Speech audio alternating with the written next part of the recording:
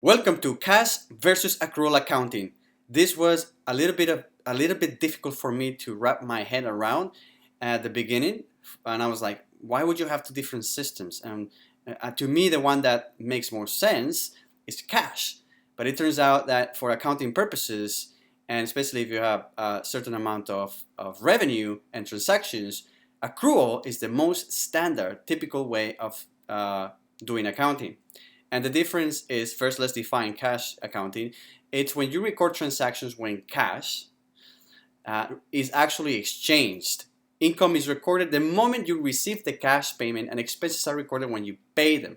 That to me makes a lot of sense. When I get paid is the moment the money hits my bank account. I get the check, I put it in the bank account, boom, I record that entry. Boom, that's to me when the money arrives, right?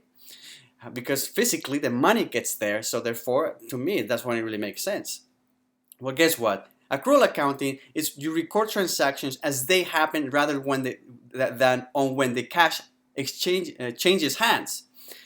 And this is kind of like what really was weird to me is that the moment you send the invoice, right? And it has certain terms. Well, let's say that the whatever. You send the invoice, that counts as a transaction. The moment you send the invoice on the books, it shows as if you made that money already.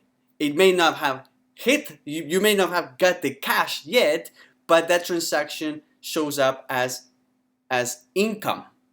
And you're like, well, I didn't make the money yet. The cash didn't hit my account. However, it shows as an income, and I would have to pay taxes.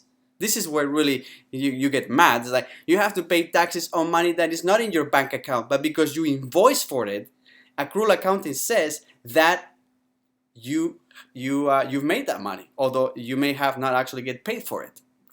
Interesting, right? So what could happen is that, imagine this is like a very far-fetched scenario. Maybe let's say you spend a whole year invoicing people, and you invoice, you know, $100,000 in 1 year, but you don't get paid on that fiscal year a single dollar of those $100,000. Doesn't matter.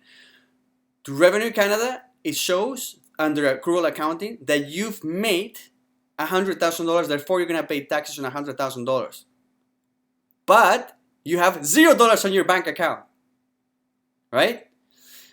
So that is the tricky part. Ideally, you have enough cash flow that you can, and that you get paid quickly enough. This is why it's very important on businesses or service-based business to get paid as soon as possible. Because, for example, our videos, we take half of the cost of the video in advance.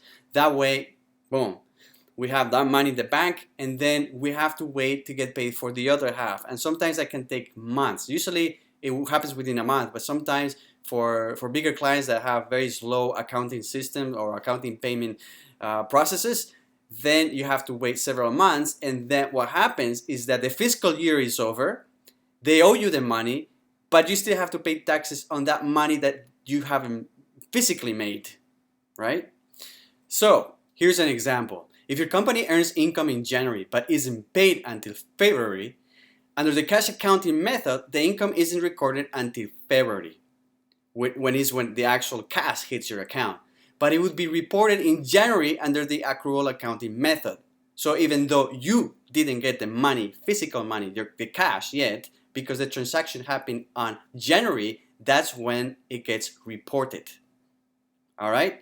This still may be confusing, but it's important to know, because especially if you're like, why I have to pay taxes on money that is not in my bank account? Well, because that's how the accrual accounting method works, and it's the most popular, so it's the most likely, almost 100% sure that that's what your accounting is going to be using for your company. Now, it's important to know that the assumption is that you're going to get paid most of the time. But if it happens that although you claim that income, it may happen that they actually don't pay that. So in that case, if they don't pay, that's considered a bad debt, and that would go on to the next fiscal year, in which case that would get deducted from your income and you wouldn't have to pay taxes for that, right? So in the end, everything balances out. It may happen that if you have a bad fiscal year where people don't pay or they take a long time to pay, you may have trouble to pay taxes because you don't have enough cash in the bank because you didn't get paid, right? So it's very important to keep this in mind. Hey, did you enjoy this video? If you want to see more like this, just subscribe here. If you want a free gift, click here. Yeah. Which one is going to be the one?